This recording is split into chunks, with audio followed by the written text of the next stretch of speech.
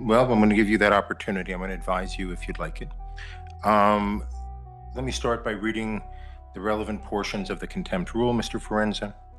This is Rule 407. This is of the rules of civil procedure, but that same rule applies to criminal actions such as this one. I'll read the relevant sections. Subsection A1, disorderly or disruptive behavior, a breach of the peace, boisterous conduct, or violent disturbance toward the court, or conduct that unreasonably interrupts the due course of judicial proceedings, behavior that obstructs the administration of justice, disobedience or resistance by any person to or interference with any lawful writ, process, or order of the court, or any other act or omission designated as contempt by the statutes of these rules. This will be direct contempt, and I will cover that in a second, but the rule is direct contempt is contempt that the court has seen or heard and is so extreme that no warning is necessary. Primer before we go any further, walking out of your own jury trial is not a power move. It's not a protest, it's not a loophole, and it definitely doesn't make the case disappear. In fact, spoiler alert, it does the exact opposite. Question for you guys, at this point, do you think he genuinely believes this works, or is this just internet law cosplay gone too far? Boy, which says addresses direct contempt proceedings. When a direct contempt is committed, it may be punished summarily. In such case, an order shall be made on the record in writing reciting the facts constituting that contempt, including a description of the person's conduct, a finding that the conduct was so extreme as that no warning was necessary, or the person's conduct was repeated after the court's warning to desist, and a finding that the conduct is offensive to the authority and dignity of the court. Prior to the imposition of sanctions, the person shall have the right to make a statement in mitigation. Mr. Forenza, I'm going to offer you that opportunity in a little bit. I make a specific finding that all conduct that I'm referencing occurred in my presence and therefore is direct contempt. Very specifically, let me make some reference. Mr. Forenza has been disrespectful to the court, to opposing counsel, and even to my clerks throughout the proceeding. He has filed spurious documents, he's made nonsensical arguments, he's been argumentative with the court, but I was willing to let all of that go so we could try the matter. On the day of trial, which I believe was November 24th, Mr. Forenza appeared on time, but stayed in the gallery along with who I believe is his wife. I repeatedly, at least 3 times, but perhaps 4 or 5, told him to approach the court, to cross the bar and sit at table so we could address the trial. Mr. Forenza. Right here is the moment a lot of people miss.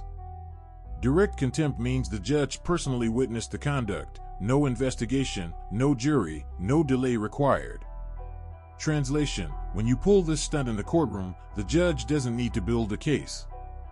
You're already standing in it. And that's why this gets dangerous fast. Interaction with this case since November 24th.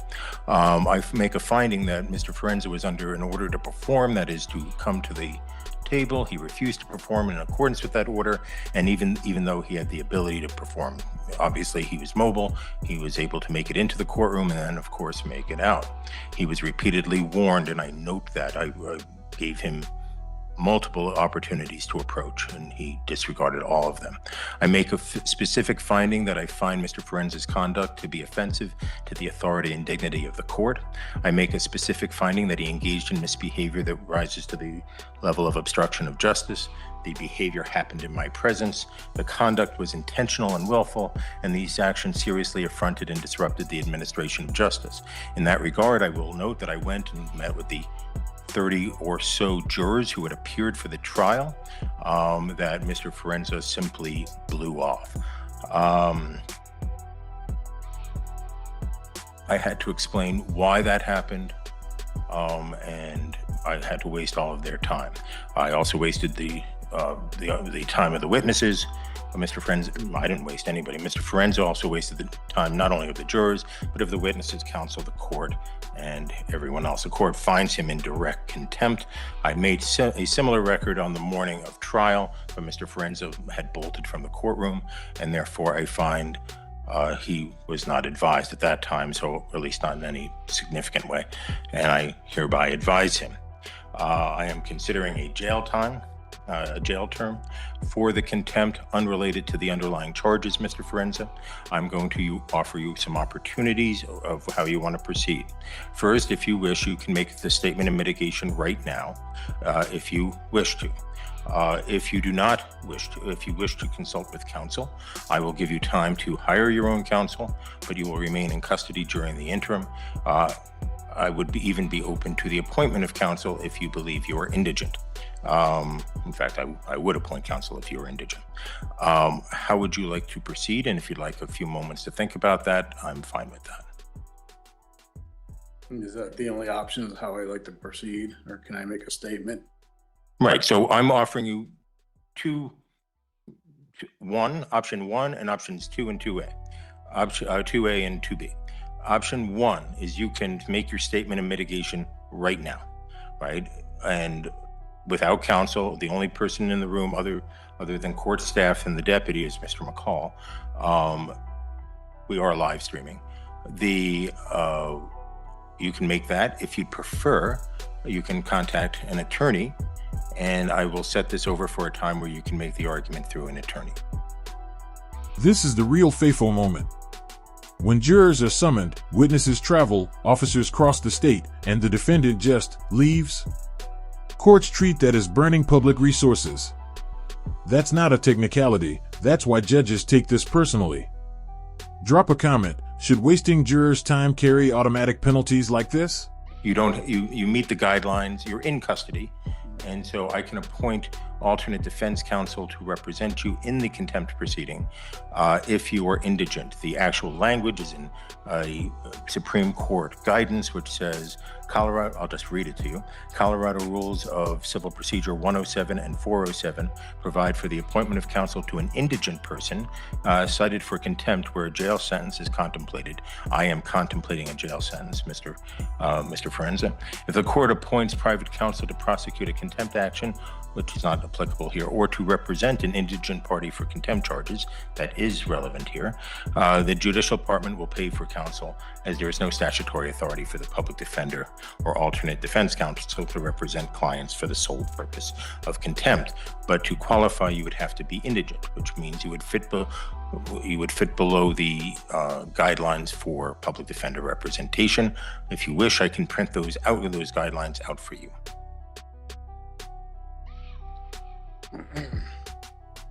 Don't want to be represented. I'm sorry, I couldn't hear. I don't want to be represented. Okay, and you understand that, and I will allow you to make the statement of mitigation right now, but you understand you do have a right to counsel. The only way I look at it is I never got a fair trial walking into this. He failed to prove jurisdiction, sworn affidavit. The courts failed, personal, subject, territorial. I moved it to federal. I even had documents which I sent. It was ignored. Everything gets ignored. I'm just, I guess I'll just let you beat me up, throw me in jail, get it over with, because you can't keep me the rest of my life.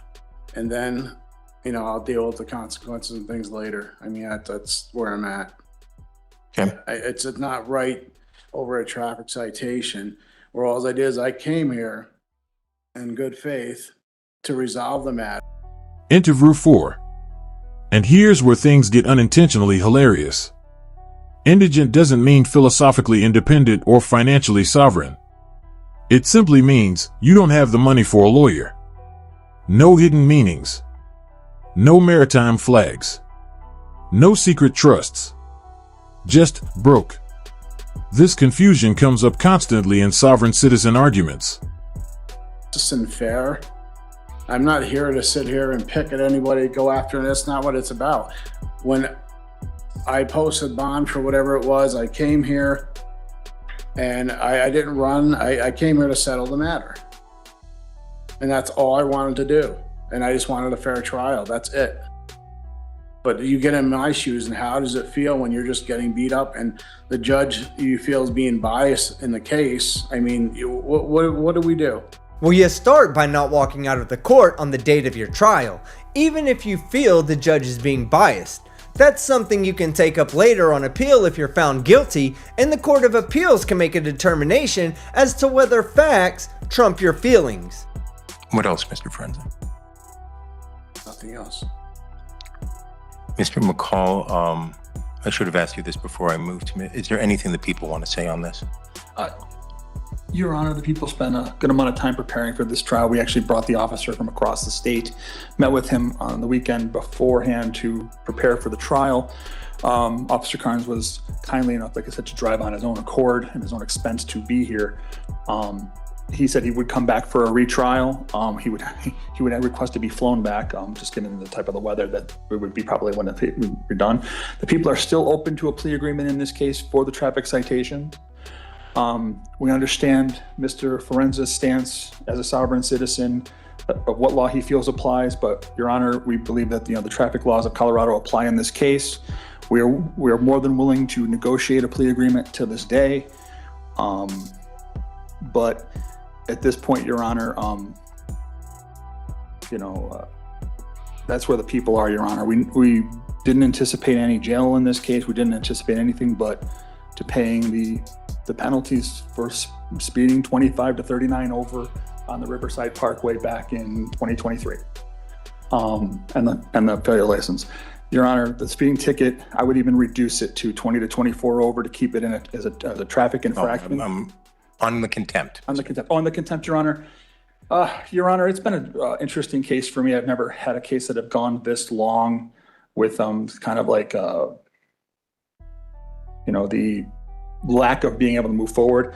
I've never been personally federally attempted to be sued in any case based upon a fee schedule. I find it interesting that Mr. Forenza believes that contract law applies in this case, but only one way, his contract law. Interview 5. This is a key legal reality check. Even if a judge is wrong, you don't get to walk out. Courts have appeals for that. You stay, you preserve the record, and then you fight it upstairs.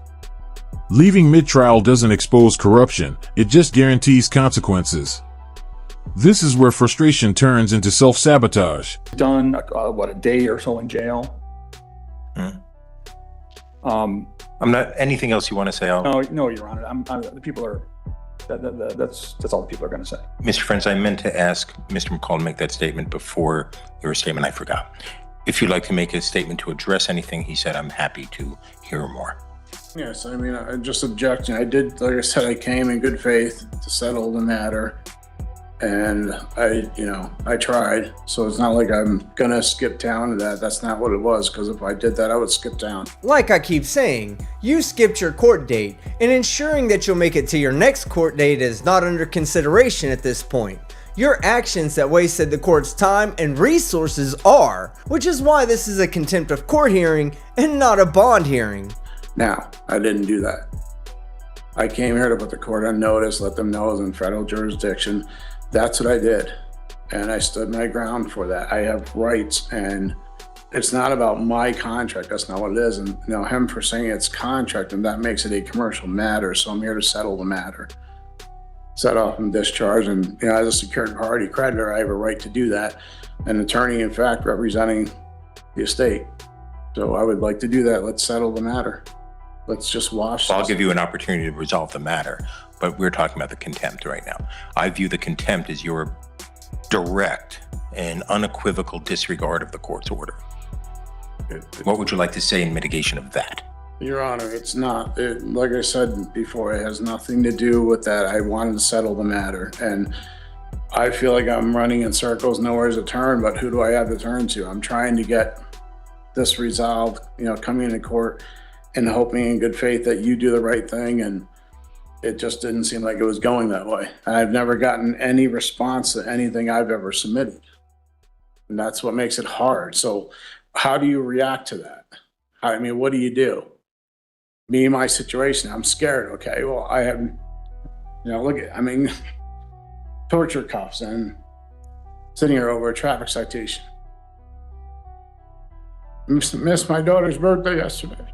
Boo fucking who? I have absolutely no sympathy for a piece of shit father who puts an internet ideology above his family, to the point that he misses his daughter's birthday because he decided to play games with the courts. This was a basic traffic violation where no jail time was even on the table, so the fact that you're sitting there in handcuffs awaiting a jail sentence is a product of your own selfish delusions. Anything else, Mr. Forenza? Okay. Court finds the underlying offense can be resolved. As Mr. McCall points out, these cases are frequently resolved on the first appearance for a fine and be done. I find that Mr. Forenza, I don't know about negotiations. That's not my area But I find he has not litigated this in good faith.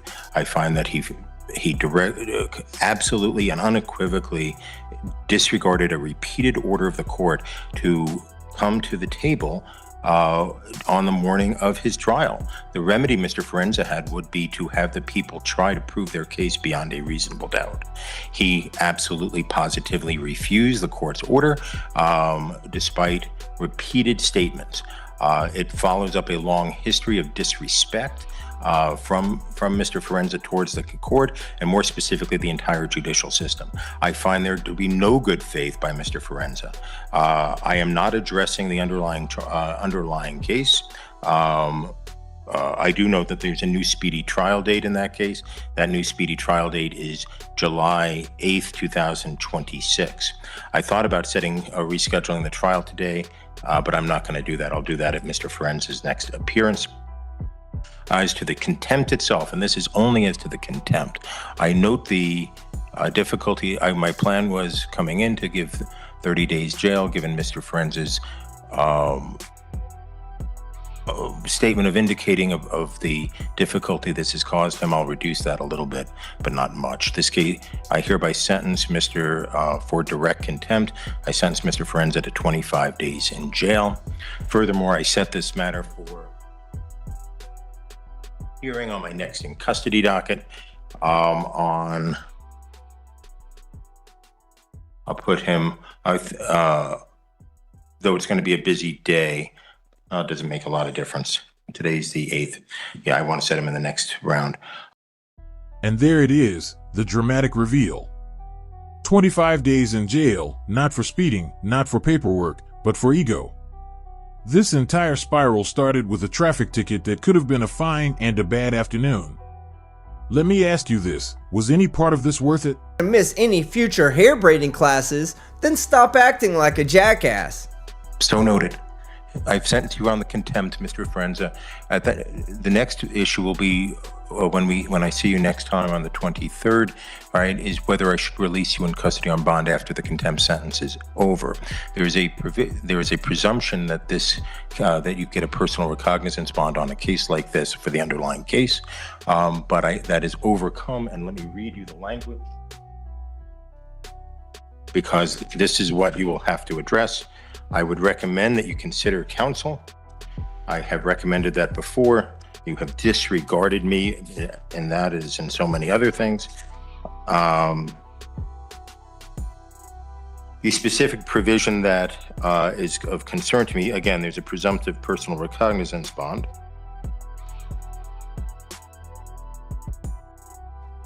The arrested person has no ties to the jurisdiction of the court, reasonably sufficient to assure his or her appearance, and there's a substantial likelihood that he or she will fail to appear for trial if released upon his own personal recognizance. I will address the bond issue if you wish. The people are on notice that I am open to bond, but Mr. Forenza will not be released until the 25 days I feel like this is just retaliation more, and this is what I was afraid of at trial, Your Honor. It's contempt, Mr. What I was afraid of, but I wasn't in contempt. I showed in good faith. Okay. I didn't disrespect. I spoke the bare minimum just about jurisdiction. So everything you're saying is that's your assumption. That didn't happen. I didn't. Have a good day, Mr. Forenza. I have obligations. Okay, we'll be able to address them upon release. Thank you. How am I gonna do that here? I have obligations on the outside that I have to do. Right. You'll be able to address those after your sentence is completed, Mr. Forenza.